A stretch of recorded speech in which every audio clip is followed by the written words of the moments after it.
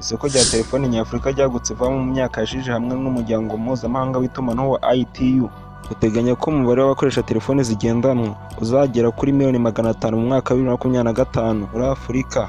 Dukurikije amakuru ya ITU, ku rwego rw'itumanaho Afurika yabaye isoko rya telefoni zigendanwa ryihuta cyane ku isi, aho telefoni zigendanwa zikoreshwa ku mugabane wa Afurika zazamutse ku kigero cya 35% buri mwaka kandi zikaguka hafi kabiri ku isoko rya Aziya. Ubushakashatsi buheruka gukorwa na Kanari bwerekanye ko muri 2023 ibihugu bya Afurika byakeye ibicuruzwa bya telefoni zigendanwa bingana na miliyoni 19,200,000, byerekana ko yiyongereho 24% umwaka ushije. Abasesenguzi bahujije ibyifuzo bya telefoni bigenda byiyongera ku mugabane w'isoko rya serivisi zigenda ziyongera, imbuga nkoranyambaga zitera imbere ndetse no gushyiraho uburyo bworoshye bwo kugura no kugurisha hakoreshejwe ikoranabuhanga rya telefoni, byatumye umunsi tureba ibihugu 5 muri Afurika bitunze telefoni nyinshi zigendanwa. Ku mwanya wa 5 hasanze igihugu cya Kenya.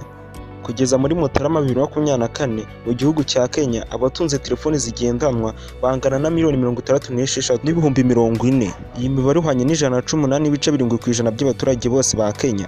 Abaturage ba Kenya bari kuri miliyoni 55,650 muri Mutarama 2024. Bumva ko abaturage 18% ba Kenya batunze telefoni zirenze imwe. Ku mwanya wa 4 turasanga igihugu cya Ethiopia. Muri Ethiopia hari miliyoni 77 za telefoni zigendanwa mu ntangiriro ya 2024, bihwanye na 64% by'abaturage bose. Muri icyo gihe abaturage ba Ethiopia bari miliyoni 128.1. Ku mwanya wa 3 turahasanga igihugu cya Misiri cyangwa icyite Egypt. Ikigereranyo cya data report kivuga ko iki gihugu cinjira kuri telefoni zigendanwa ku gipimo cya 95%, mu gihe umubare w'itumanaho rya telefoni zigendanwa ungana na miliyoni 110.5. Abaturage ba Misiri bari kuri miliyoni 113 muri Mutarama 2024. Ku mwanya wa 2 turasanga igihugu cya Afurika y'Epfo. Dukurikije imibare yatanzwe na GSM Intelligence, muri Afurika y'Epfo hari telefoni zingana na miliyoni 118.6 zigendanwa.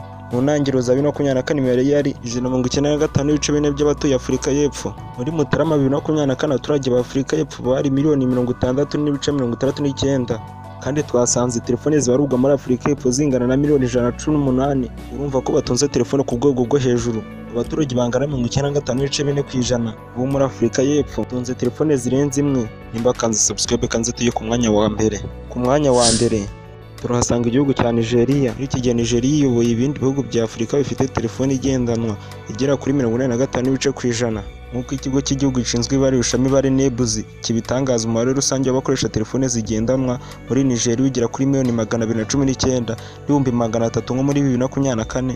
Urumva ko igihugu cya Nigeria gikubye igihugu cya Afurika y'Epfo kuri telefoni inshuro ebyiri, kuko igihugu cya Afurika y'Epfo gitunze telefoni zigendanwa miliyoni 118, mu gihe igihugu cya Nigeria cyo kibarirwa telefoni zingana na miliyoni 219 zigendanwa. Urumva ko Nigeria ikubye Afurika y'Epfo inshuro ebyiri. Nigeria akaba ari cyo gihugu cya mbere gitunze telefoni nyinshi zigendanwa muri Afurika.